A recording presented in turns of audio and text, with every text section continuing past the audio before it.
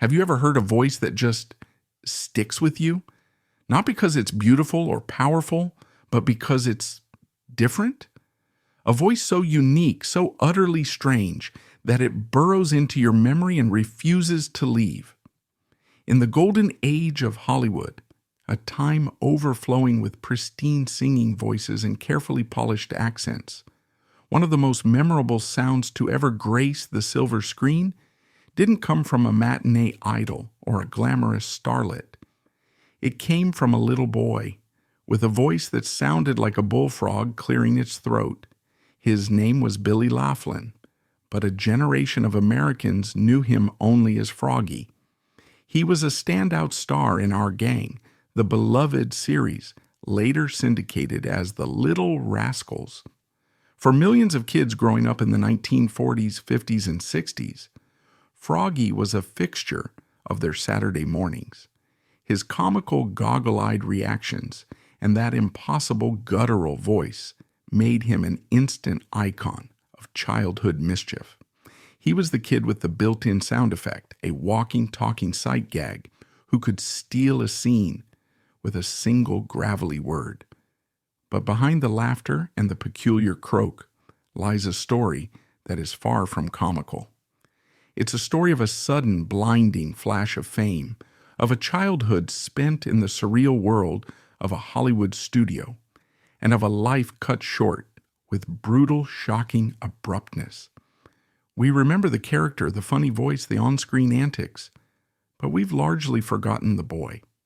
The boy who, just as he was standing on the precipice of a new life, a life beyond the studio gates and the character that defined him, vanished forever.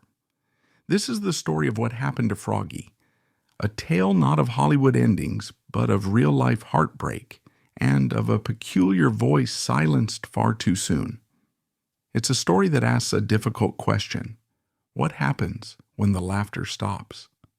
To understand the world that created Froggy, you have to picture America in the early 1940s. It was a nation holding its breath. The Great Depression had scarred a generation, leaving behind a deep-seated need for simple, affordable escapism. Now the drums of war were beating across the oceans, and a new, more terrifying anxiety was settling over the country.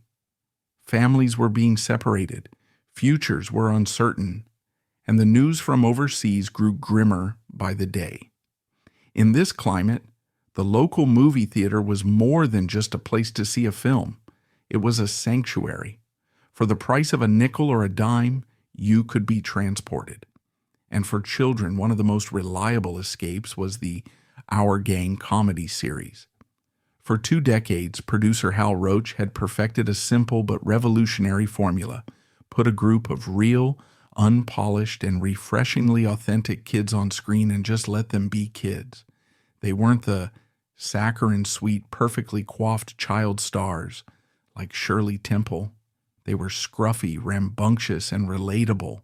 They got into scrapes, built rickety go-karts, and navigated the bewildering world of adults with a scrappy, indomitable spirit. By 1940, the series had been sold to Metro-Goldwyn-Mayer, the biggest and most glamorous studio in Hollywood. MGM was the home of titans: Clark Gable, Judy Garland, Spencer Tracy. It was a factory of dreams known for its glossy, high-budget productions. The scrappy, low-budget charm of the Hal Roach era was replaced with the polished, more formulaic approach of a major studio. The gang's adventures became a little less spontaneous, a little more scripted, and as the original stars like Spanky McFarland and Carl Alfalfa Switzer began to outgrow their roles, MGM was on the hunt for a new generation of rascals to keep the beloved franchise going. They needed fresh faces, new quirks, and a new kind of magic. They had no idea they were about to find it in the form of a small boy from California with a truly unbelievable voice. William Robert Laughlin was born on July 5, 1932, in San Gabriel, California. By all accounts, he was a perfectly normal kid. He wasn't from a showbiz family, and there were no grand ambitions of stardom. He was just a boy growing up in the sun-drenched suburbs of Los Angeles. But there was one thing about Billy that was anything but ordinary. It was his voice. The story of how he developed that voice is part of the Froggy legend. It wasn't a manufactured gimmick or a silly voice he put on. According to Billy himself in later interviews, he acquired the strange vocal tic after a tonsillectomy. While some sources claim it was a result of the surgery, others, including his family, have suggested he had the raspy quality even before and simply exaggerated it for comedic effect. Whatever the origin, it was bizarre, unforgettable, and as it turned out, life-changing. A talent scout for MGM heard about the boy with the strange voice and arranged an audition. Imagine that moment. A small 8-year-old boy walking onto a soundstage at the most powerful movie studio in the world. The bright lights, the towering cameras, the imposing figures of producers and directors. They ask him to speak, and out comes this croak. A sound so strange, so unnatural, it must have stopped everyone in their tracks. In a world of carefully cultivated talent, Billy Laughlin was a delightful anomaly. The director George Sidney was reportedly so taken with the boy's unique quality and his comically serious demeanor that he was hired almost immediately. They knew exactly what to do with him. They would call him Froggy. Froggy made his debut, and he was an instant hit. The character was a perfect vehicle for Billy's unique talents. Dressed in his trademark oversized trench coat and spectacles, Froggy was the gang's resident intellectual and pessimist. While the other kids were hatching harebrained schemes, Froggy would often be the one to pipe up with a gravel-voiced warning. His signature move was the double take, a slow, deliberate turn of the head, followed by a wide-eyed stare of disbelief, often punctuated by his low, guttural croak. The comedy was brilliant in its simplicity. The contrast between his small stature, his serious expression, and that bizarre voice was pure gold. He was a miniature, grumpy old man in a child's body. Over the next 4 years, from 1940 to 1944, Billy Laughlin became one of the mainstays of the MGM-era Our Gang. He appeared in 29 films, more than many of the more famous rascals from the Hal Roach era. He worked alongside other popular late-era cast members like George Spanky McFarlane, Robert Blake, and Janet Burstyn. For Billy, life became a whirlwind. He was shuttled between his home and the MGM lot in Culver City, a place that was both a playground and a workplace. The Our Gang kids had a dedicated schoolhouse on the studio lot where they would attend classes in between takes. They were classmates, but they were also colleagues in a multi-million-dollar enterprise. Janet Burstyn, who often played the gang's resident mean girl, recalled that Billy was nothing like his on-screen persona. Where Froggy was gloomy and serious, Billy was described as sweet, quiet, and a little shy. He was a kind-hearted boy who, by a strange twist of fate, had been given this extraordinary, almost freakish vocal quality that had made him a star. One of the most revealing and rarely discussed aspects of his time on set was his relationship with the character itself. While the voice brought him fame, it also set him apart. In one of the few surviving interviews from his childhood, Billy was asked about his voice. He explained it simply, almost clinically, as if it were a strange possession he carried around. There was a sense that he understood even at a young age that this oddity was his ticket. It was his defining feature, for better or worse. Think about the psychology of that for a moment. To have your identity, your entire public persona, so completely tied to a single peculiar physical trait, it's a heavy burden for a child to carry. There's a poignant story, an anecdote that circulates among Rascals historians that offers a glimpse into this reality. During the filming of one short, A scene required Froggy to cry. The director found that Billy, the real boy, was having trouble producing tears on cue. He was by nature a fairly happy and easygoing kid. To coax the performance out of him, the crew allegedly resorted to bringing his mother on set and having her pretend to scold him, a gentle ruse to bring him to the verge of tears. The scene worked, but it's a small, heartbreaking reminder of the manufactured reality of child acting. The tears the audience saw belonged to Froggy, but the discomfort belonged to Billy. It was a constant, subtle blurring of the line between the character and the child. Perhaps his most memorable performance came in the 1943 patriotic short, Benjamin Franklin Jr. In the film, the gang puts on a show to sell war bonds. Froggy, in his serious way, recites a passage from the Declaration of Independence.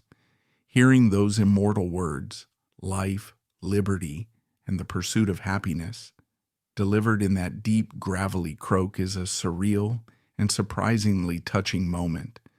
It's played for laughs, of course, but there's an underlying sincerity to it. It was a perfect encapsulation of the era, a moment of pure, unadulterated Americana, delivered by one of Hollywood's most unusual voices, all in the service of the war effort. But by 1944, the world was changing again. The war in Europe was nearing its end, and audience tastes were shifting. The Our Gang series, after an incredible run of 22 years and over 220 films, was finally coming to an end. MGM decided that the franchise had run its course. The final short was titled Dancing Romeo. For Billy Laughlin, who was now 12 years old, his 4-year journey as Froggy was over. The studio gates closed behind him, and like so many child stars before and after him, he was faced with a daunting question. What now? The transition from child star to regular teenager is one of the most treacherous paths in Hollywood. For everyone who navigates it successfully, there are dozens who stumble. The world suddenly stops revolving around you. The chauffeur is gone. The directors are no longer calling. The steady paycheck disappears. You are left with a scrapbook of memories and a famous face that is rapidly changing with adolescence. For Billy Laughlin, this transition was particularly complex. His entire claim to fame was his Froggy voice, but as he entered puberty, his voice began to change. The famous croak, the very thing that had made him a star, began to fade, replaced by the normal cracking tones of a teenage boy. The gimmick was gone. He was no longer Froggy. He was just Billy again. And for a boy who had spent a significant part of his formative years being celebrated for a vocal anomaly, losing it must have been a profoundly disorienting experience. He enrolled in public school in his hometown and tried to live the life of a normal American teenager in the late 1940s. He made friends, focused on his studies, and enjoyed the newfound freedom of anonymity. By all accounts, he didn't pine for the spotlight. He seemed content to leave the world of Froggy behind him. He loved sports, and like many boys his age, he developed a passion for motorcycles and motor scooters, symbols of freedom and youthful rebellion in post-war America. He got a paper route, a quintessential teenage job that gave him a sense of responsibility and a little spending money. It was a world away from the sound stages of MGM. This period of his life is often glossed over, a mere footnote between his fame and his fate, but it's arguably the most important. This was Billy's chance to define himself on his own terms, away from the character that had been created for him. There's an unconfirmed but touching story that he once told a friend that he was glad his voice was changing because he didn't want to be known as Froggy for the rest of his life. He wanted to be Bill. This wasn't a story of a bitter, washed-up child star. It was the story of a young man embracing a new chapter, looking forward to a future that he would build for himself. He had plans.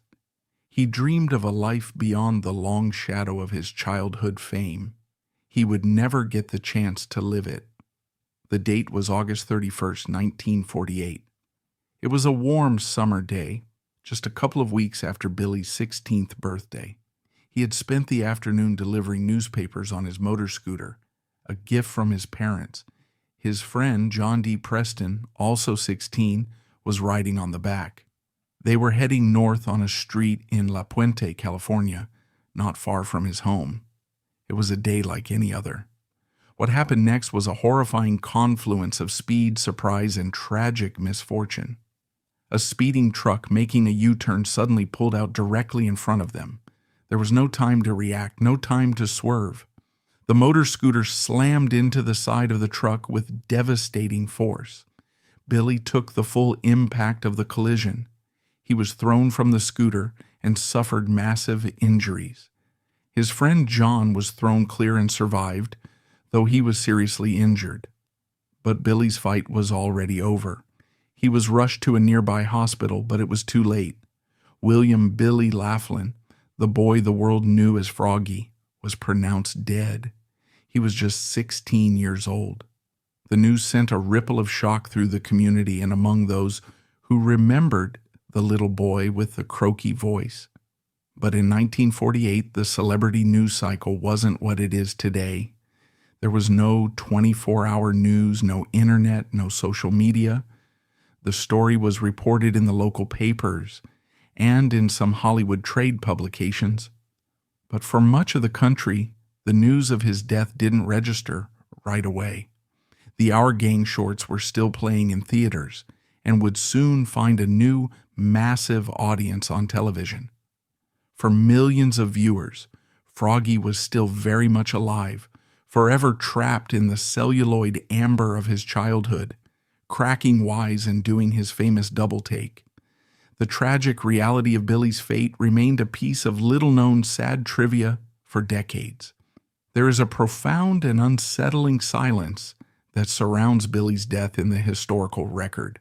The driver of the truck, a man named Paulie Webb, was initially held on suspicion of manslaughter, but in a move that feels deeply unsatisfying, the charges were later dropped. Accounts from the time are sparse on the details of the investigation. Why were the charges dropped? Was it deemed a tragic, unavoidable accident? Or was it a failure of justice? The historical record is frustratingly quiet. There are no dramatic courtroom showdowns, no public outcry. There is only the stark, brutal fact. A 16-year-old boy was dead and no one was held responsible. This lack of resolution adds another layer of tragedy to the story. It feels incomplete, unjust. Billy Laughlin was buried at the Rose Hills Memorial Park in Whittier, California. His former castmates, now teenagers themselves, were scattered. George Spanky McFarland, the one-time leader of the gang, was in the Air Force. Others had moved on to different careers, trying to forge new identities. The world of our gang was a distant memory for them, a chapter that had long since closed. The historical significance of Billy Laughlin's story is a complicated one. He is in many ways the forgotten rascal, while the tragic deaths of other cast members like Carl Alfalfa Switzer, who was shot to death in a dispute over $50, or Robert Weezer Hutchins, who died in a military plane crash, have become staples of Hollywood tragedy documentaries. Billy's story is often relegated to a brief mention, perhaps because it happened after his fame had faded. Perhaps because the nature of the accident, so random and senseless, doesn't fit into a neat dramatic narrative of a star's downfall. But his impact lingered in a way he never could have imagined. As our gang was repackaged for television under the new name, the Little Rascals, Froggy was introduced to a whole new generation. Baby boomers grew up with him. He became a permanent fixture of American pop culture, a nostalgic touchstone for millions. They knew the voice, they knew the double take, but they didn't know the boy, and they didn't know his fate. There's a strange, melancholy dissonance in this. The image of a laughing child on screen while the real boy lay in a grave, his future stolen from him. His story forces us to confront the disposable nature of childhood fame. Billy Laughlin was hired for a quirk, a novelty.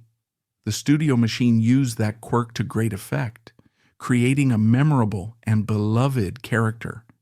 But when the novelty wore off, when the boy grew up and the quirk disappeared, the machine moved on. Billy was left to pick up the pieces and build a new life, a life that was tragically cut short before it could truly begin. What can we learn from a story like this? It's not a simple morality play.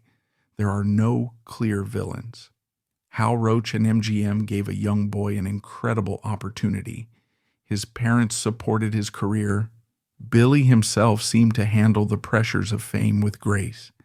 And yet, the story ends in unbearable sadness. Perhaps the lesson is in its very randomness.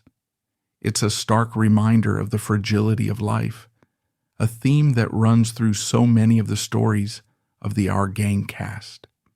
These children, who brought so much joy to the world, seemed in many cases to be stalked by a disproportionate amount of tragedy in their own lives. In the end, we are left with the ghost of a voice, a peculiar, unforgettable croak that echoes through the decades. It's the sound of laughter, of childhood, of a bygone era, but it's also the sound of a life unfinished. Billy Laughlin's story is a quiet tragedy, a heartbreaking what if. What would he have become? Would he have found happiness far away from the camera's glare? Would he have married, had children, grown old? We will never know. He remains forever a boy, trapped on the screen, delivering his lines with that gravelly, comical voice. But perhaps the most fitting tribute to him is to remember not just the character, but the boy himself, the quiet, sweet-natured kid from San Gabriel, who for a brief, shining moment captivated the world with the strangest voice in Hollywood, and who in the silence that followed left behind a story of profound and heartbreaking loss. The laughter he created was real, but so was the tragedy, and remembering both is the truest way to honor the short, unforgettable life of Billy Froggy Laughlin. And that wraps up today's video. If this video resonated with you, please give it a like, leave a comment with your feedback, and subscribe to stay updated on upcoming videos. Appreciate you watching.